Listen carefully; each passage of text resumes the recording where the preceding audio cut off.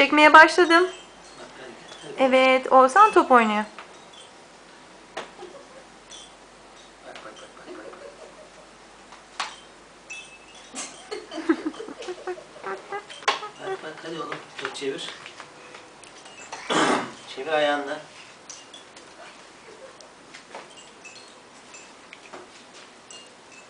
Gol!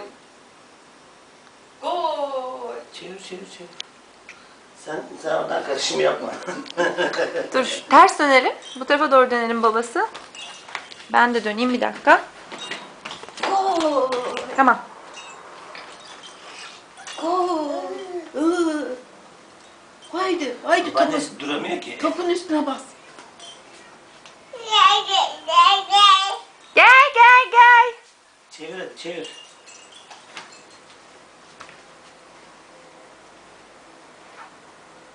Değil şu anda ilgimiz.